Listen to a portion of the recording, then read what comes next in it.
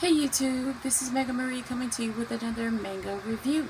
Today we're going to be talking about the manga Can't Stop Cursing You. This manga the art is by Natsuko Urama, and the original story is by Kensuke Kuba. And I hope I pronounced that right. I'm still learning to pronounce the names of the manga because um, just learning how to pronounce them correctly. But this is an incredible manga. So let's check out this. Let's check out the summary on the back. It was just another ordinary day at Yami High until it wasn't. A ringing cell phone and a plaster of blood marked the beginning of a deadly game. The rules: contractor Mikiya has 30 days to kill 30 people, or meet a fate worse than death. On the other side, curse breaker Sayama must identify the killer without falling prey to one of Mikiya's curse kills. Only time will tell who will emerge victorious. This is an older teen for language and violence. And let's see here. When I first picked it up and started reading it, I got the vibe of Death Note a little bit, where the character Mikiya, he kind of gives you a little bit of light vibes, but not quite. He's not quite as debonair as him, but he's very princely. He's more princely. And so, but of course, what you see isn't what you're really getting, because underneath it all, he's cursing people and causing their deaths. So you do get into that supernatural element, but then you also get the detective side, which the way the crime solving wit kind of gave me Detective Conan, because the main the detective in this situation, who is more like a private eye, Sayama, he's more like a private eye, and he's a private eye that is a curse breaker private eye. Now he gets assigned this, but he gets assigned to be at this school as a teacher, okay, kind of like undercover, but not quite, because he ultimately tells everybody who he is. Once the first killing happens, the detectives get involved.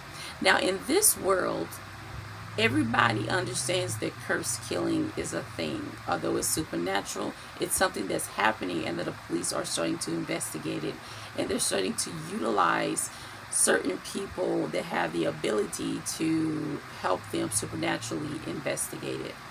And so they know they know what a curse breaker is, and they discovered that the biology teacher at the school is a curse breaker, and he joins the investigation with the two detectives.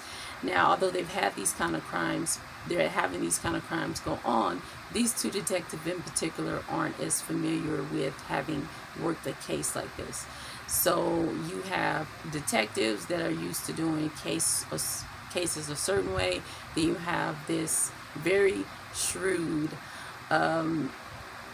private eye / curse breaker detective, who is schooling them, but at the same time having to be under the lead detectives. You know, he has the final word type of thing. But this guy is very clever. Sayama, he's very clever, very intelligent, and when you get that vibe and that, like Detective Conan, he's super smart, and you get to see him figure out who's doing what. And at the same time, Mikiya,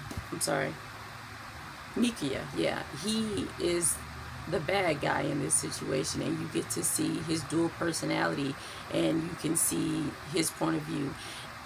Learning how to do the curse kills and what they mean, because he doesn't ultimately know all the rules, but he learns as he goes. And then the detective, the curse breaker detective, he is figuring out how this particular curse works as he goes along. So you're kind of following them both, discovering how this cursing thing works. I like this. there is a second volume to it, and it seems like this is kind of like Detective Conan, where you get a solved case. Now, I haven't read the mangas for Detective Conan.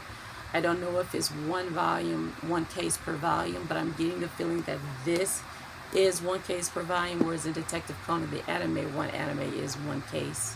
Unless it's like a two-part, then each part of that, it's a two-parter case, these 2 episodes, but typically with Conan, it's one case, one episode, one case, one episode. So this case is solved in this volume, and then the next volume is a different case, but it's all within the same, almost like there's like a big evil. If you ever watch Buffy, there's this big evil. So from what is reading from this first volume, all these cases are linked to one ultimate big evil that's going on. So there are, I don't know how long this will go. There's no indication as to how many curse killers there are out there, but this was really exciting to read. I like that we had a mystery. It gives you that mystery vibe, a little comic relief from the teacher, and then the supernatural is very dark. It is kind of gory.